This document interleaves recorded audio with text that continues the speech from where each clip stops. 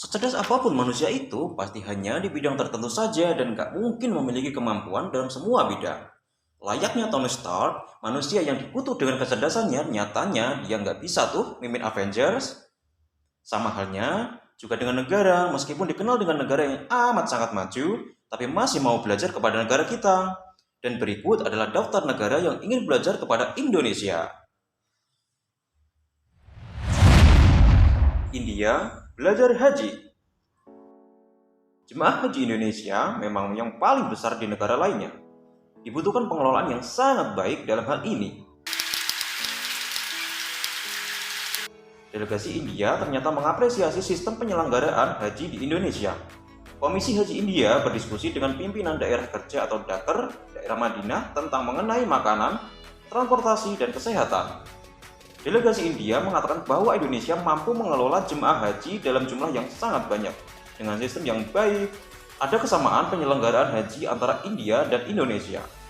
Menurut Kepala Daerah Kerja atau Kadaker Madinah Muhammad Hanif, kesamaan itu adalah sistem masa tinggal mencapai 40 hingga 42 hari di Arab Saudi, hingga penggunaan tempat pemondokan baik jemaah maupun petugas yang sama-sama menggunakan sistem sewa. Malaysia belajar perkereta apian. Hal ini ditunjukkan dari kunjungan kereta api Tanah Melayu Berhad atau KTMB ke PT KAI beberapa waktu yang lalu. Mereka berkunjung ke DAOP 1 Jakarta, DAOP 2 Bandung, DAOP 6 Yogyakarta. KTMB diberikan beberapa bekal dari PT KAI seperti pelatihan-pelatihan yang dilakukan di Pusdiklat Insinyur Haji Juanda tentang manajerial, simulator persinyalan, proses diklat mahasiswa PT KAI, sistem operasional perjalanan kereta api, dan melihat proses perawatan lokomotif. Australia belajar menangani teroris. Zidra, pertemuan bilateral antara Indonesia dan Australia membahas persoalan terorisme yang saat ini menjadi ancaman global. Australia sendiri memberikan apresiasi atas peran aktif Indonesia di kancah internasional dalam menanggulangi penanganan terorisme di Indonesia juga membuat kagum negara di dunia. Salah satunya adalah Australia. Kepala Kepolisian Federal Australia atau Australian Federal Police, AFP Commissioner, Andrew Colvin, terkesan dengan cara Badan Nasional Penanggulangan Terorisme atau BNPT menanggulangi terorisme di tanah air Indonesia. Bahkan ia menanyakan cara penanggulangannya yang dilakukan oleh BNPT. Kita jelaskan bahwa kita mengombinasikan antara hard approach atau pendekatan keras melalui penegakan hukum dan soft approach atau pendekatan lunak, ujar Kepala BNPT Komjen Soehardi Alyus. Kepada Andrew Calvin, dia menyampaikan penggunaan pola hard approachment itu tidaklah menyelesaikan masalah. Oleh karena itu, BNPT selama ini selalu mengedepankan pola soft approach. Afghanistan memerangi korupsi. Menteri Kehakiman Afghanistan Abdul Nasir Haidari berkunjung ke KPK.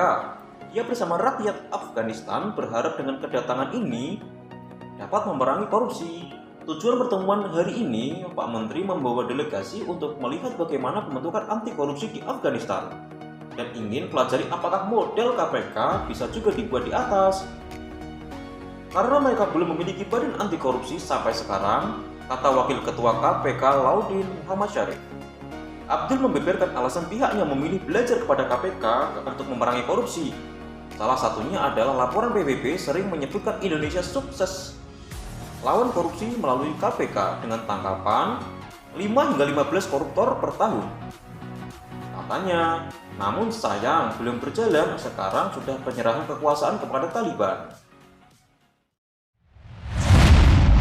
Nigeria belajar pembangunan desa. Delegasi pemerintah Nigeria berkunjung ke Indonesia dalam rangka studi banding percepatan pembangunan desa dan pengentasan kemiskinan dalam kerangka South-South Cooperation atau kerjasama Selatan-Selatan. Saat itu Nigeria sedang melaksanakan proyek pengembangan masyarakat dan sosial. Para delegasi nantinya dapat saling bertukar pengetahuan dan wawasan serta belajar langsung dari para pelaku pembangunan desa. Salah satu yang bisa dijadikan contoh adalah program Generasi Sehat Cerdas atau GSC dengan bentuk intervensi kebutuhan sosial dasar dan kesehatan bagi masyarakat desa. Kata Sekretaris Jenderal Kemendes PDTT, Pembangunan Desa Tertinggal dan Transmigrasi Anwar Sanusi. Nah, sekarang kamu bangga nggak sih jadi bangsa Indonesia? Kalau kamu bangga, silahkan tulis di kolom komentar di bawah ini dan katakan aku bangga menjadi bangsa Indonesia. Sampai jumpa.